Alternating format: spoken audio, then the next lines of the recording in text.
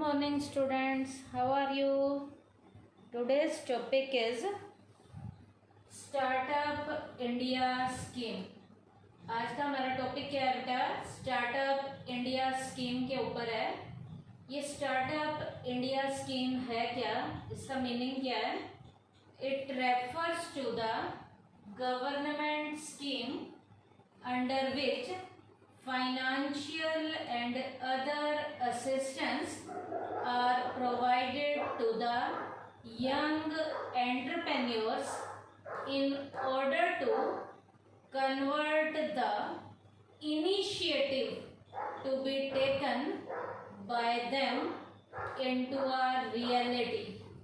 बेटा startup India scheme जो है हमारी गवर्नमेंट की स्कीम है।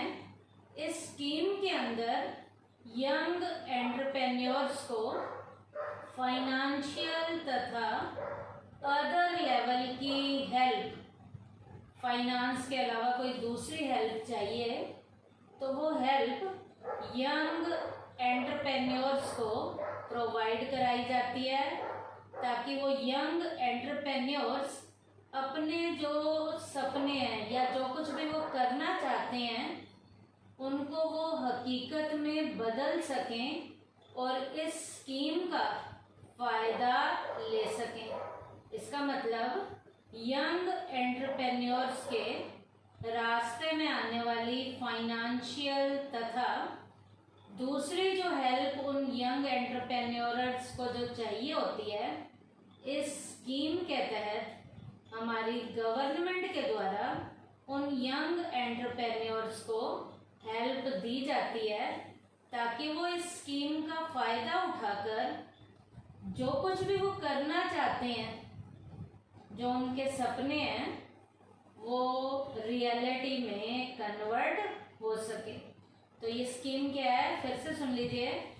It refers to the government scheme under which financial and other assistance are provided to the young entrepreneurs in order to convert the initiative to be taken by them into a reality. उसके बाद बेटा startup India scheme के बारे में कुछ और भी मैं आपको बताऊंगी कि इसमें क्या क्या है, किसने शुरू की। The announcement of Startup India scheme was made in August 2015 on the occasion of our Independence Day by the Prime Minister Shri Narendra Modi. इस स्टार्टअप इंडिया स्कीम को अनाउंस किया गया था अगस्त में, और वो भी कौन से ईयर में? 2015 में। 2015 को अगस्त में इस स्टार्टअप इंडिया स्कीम को अनाउंस किया गया था। ये अनाउंसमेंट कब हुई थी? 15 अगस्त वाले दिन, जब हमारा इंडिपेंडेंस डे मनाया जाता है, उस दिन हमारे प्राइम मिनिस्टर श्री नरेंद्र मोदी ने इस स्टार्टअप इंडिया स्कीम को अनाउंस किया था 2015 में। अब बेटा the main objective of this scheme is to inspire the skilled youth to develop technology. इसका मेन पर्पस क्या है स्कीम का? जितने भी हमारे यूथ हैं, जितने भी हमारे यंग एंटरप्रेन्योर्स हैं, उनके अंदर स्किल को, उनके अंदर नई से नई टेक्निक को डेवलप करना इस स्कीम का मेन ऑब्जेक्टिव है। And to make the employment opportunities available to them.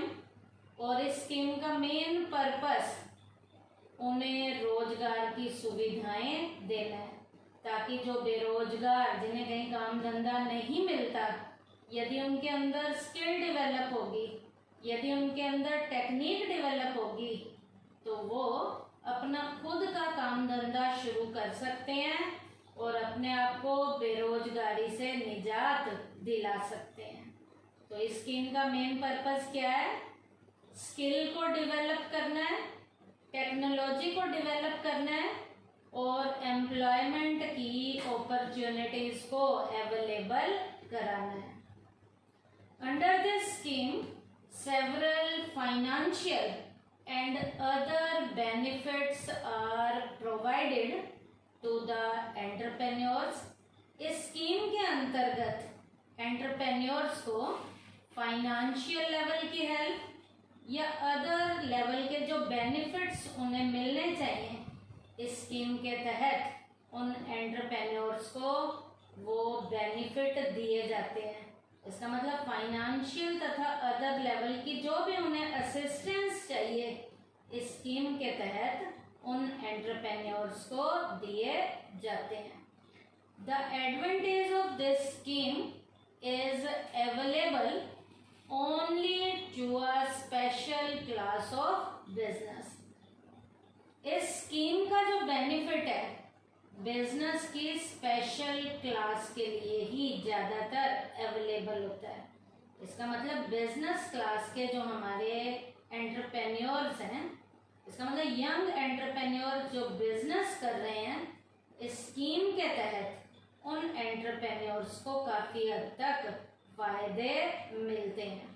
The business unit which wants to take advantage of the Startup India scheme has to fulfill the following condition। अब बेटा startup India scheme के तहत जिन भी businessman class को या business की unit को या जिन एंटरप्रेन्योर्स को इसका फायदा मिलता है उनकी कंडीशंस क्या क्या पूरी होनी चाहिए इस फायदे को लेने के लिए। फिर से सुन लीजिए, बिजनेस की यूनिट जो स्टार्टअप इंडिया स्कीम का बेनिफिट लेना चाहती है उनके ऊपर कौन कौन सी कंडीशन पूरी होनी चाहिए ताकि स्टार्टअप इंडिया स्कीम का फ़ायदा लिया जा सके। तो वो कंडीशंस क्या क्या हैं? Conditions to consider a business unit as a startup. Business unit जो भी है वो यदि स्टार्टअप इंडिया स्कीम का बेनिफिट लेना चाहती है तो उसकी कंडीशन क्या क्या है? पहली कंडीशन है the registration of business should be in any one of the following form. उसकी बिजनेस का रजिस्ट्रेशन इन किसी भी फॉर्म के रूप में होना चाहिए। वो फॉर्म क्या क्या है? प्राइवेट लिमिटेड कंपनी हो, दूसरा पार्टनरशिप फर्म हो सकती है, वो लिमिटेड लायबिलिटी पार्टनरशिप। इसका मतलब यदि रजिस्ट्रेशन इन तीन में से किसी के भी अकॉर्डिंग हुआ है तो स्टार्टअप इंडिया स्कीम का उस बिजनेस की यूनिट को बेनिफिट मिल सकता है। सेकंड है मोर देन 7 इयर्स, और ये मोर देन 7 इयर्स भी किन केसेस में है? इन the case of general unit. Journal unit के लिए तो 7 साल से ज़्यादा होने चाहिए। एंड मोर देन 10 इयर्स, 10 साल से ज़्यादा कौन सी यूनिट के लिए होना चाहिए? In the case of biotechnological unit should not have passed after the registration और incorporation of the concerned unit in India। India में उस कंसर्न यूनिट को जर्नल यूनिट है तो 7 साल से ज़्यादा और बायोटेक्नोलॉजिकल की यूनिट है तो 10 साल से ज़्यादा उन्हें शुरू किए गए रजिस्ट्रेशन लिए हुए इतने साल से ज़्यादा नहीं होने चाहिए, इतने साल से ज़्यादा नहीं होने चाहिए। तो क्या था ये point? More than 7 years in case of general unit and more than 10 years in the case of biotechnological unit should not have passed after the registration और incorporation of the concerned unit in India. ये second condition थी startup India scheme का benefit लेने के लिए। Third condition है in any financial year the turnover should not exceeding ₹100 crore. अब बेटा किसी भी फाइनेंशियल ईयर में उस यूनिट की टर्नओवर 100 करोड़ से ज़्यादा नहीं होनी चाहिए। किसके according? As per government notification issued on 19/2/2019। ये फरवरी जो है 19/2019 की गवर्नमेंट की नोटिफिकेशन के अकॉर्डिंग ये कंडीशन है क्या? In any financial year the turnover should not exceeding ₹100 crore as per government notification issued on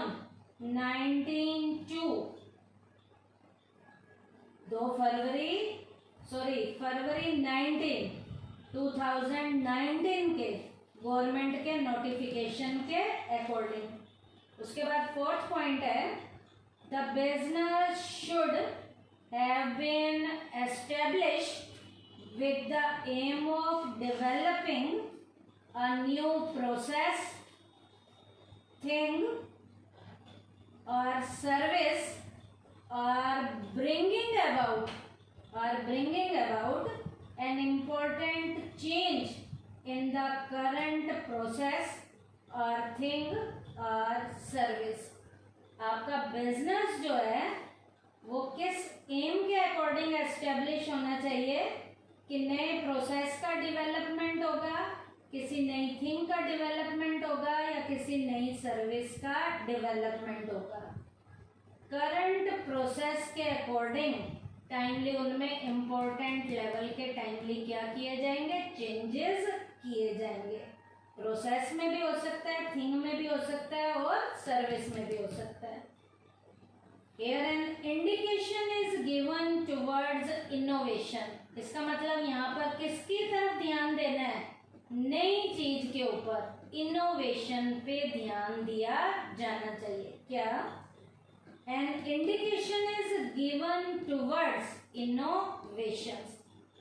जो भी चेंज होगा उस चेंज में जो ध्यान दिया जाएगा वो इनोवेशन पे दिया जाएगा। 5th कंडीशन है the business should not be the result of splitting और reconstruction of some current business unit. किसी करंट बिजनेस की यूनिट को रिकंस्ट्रक्ट करना या उसे स्पिल्ट करने का रिजल्ट नहीं होना चाहिए। बिजनेस पुराना होना चाहिए। The business should not be the result of splitting और reconstruction of some current business unit. ये 5th कंडीशन थी कि बिजनेस जो है किसी भी करंट यूनिट को रिकंस्ट्रक्ट करके या स्पिल्ट किया हुआ बिजनेस नहीं होना चाहिए। तभी इस स्टार्टअप इंडिया स्कीम का क्या मिलेगा? बेनिफिट मिलेगा। तो आज के टॉपिक में बेटा हमने क्या किया? स्टार्टअप इंडिया स्कीम में स्टार्टअप इंडिया का मीनिंग किया है। स्टार्टअप इंडिया स्कीम की अनाउंसमेंट हमारे प्रधानमंत्री श्री नरेंद्र मोदी ने 15 अगस्त के दिन 2015 को इसकी अनाउंसमेंट की थी। इस स्कीम का मेन ऑब्जेक्टिव क्या था? स्किल को और टेक्नोलॉजी को डेवलप करना था और देश में से बेरोजगारी की समस्या को खत्म करना था। इस स्कीम के तहत एंटरप्रेन्योर्स को फाइनेंशियल तथा अदर लेवल की असिस्टेंस प्रोवाइड कराई जाती है। अब इस स्कीम का बेनिफिट लेने के लिए क्या क्या कंडीशंस पूरी होनी जरूरी हैं? वो यूनिट का रजिस्ट्रेशन प्राइवेट लिमिटेड कंपनी के रूप में, पार्टनरशिप फर्म के रूप में या लिमिटेड लायबिलिटी पार्टनरशिप के रूप में होना चाहिए। उस यूनिट को, नॉर्मल यूनिट को 7 साल से ज़्यादा और बायोटेक्नोलॉजिकल यूनिट को 10 साल से ज़्यादा नहीं बिजनेस यूनिट के टर्नओवर 100 करोड़ से भी एक्सीडिंग नहीं होनी चाहिए। उस बिजनेस की यूनिट को एस्टेब्लिश करने का मेन पर्पस इनोवेशन बेस्ड होना चाहिए, टाइमली उसके प्रोसेस में, उसकी थिंग में, उसका जो भी तरीका है उसमें जो है टाइमली चेंज करना मेन पर्पस होना चाहिए। और चेंज करने का मतलब यहाँ इनोवेटिव आइडिया बिजनेस में हर बार लाना है, उसका मेन ऑब्जेक्टिव इनोवेशन होना चाहिए। उसके बाद बेटा वो यूनिट जो है बिजनेस की रिकंस्ट्रक्शन वाली या किसी भी बिजनेस यूनिट की स्पिल्डिंग वाली यूनिट नहीं होनी चाहिए। तो ये कुछ कंडीशंस मैंने आपको बताई हैं जिन कंडीशंस के कारण स्टार्टअप इंडिया की स्कीम का बेनिफिट लिया जा सकता है, उसके एडवांटेजेस लिए जा सकते हैं। तो आज के टॉपिक में बेटा हमने क्या पढ़ा, स्टार्टअप इंडिया स्कीम का मीनिंग किया है और स्टार्टअप इंडिया स्कीम के बेनिफिट लेने के लिए क्या क्या कंडीशंस होनी चाहिए वो कंडीशंस हमने की हैं। थैंक यू बेटा।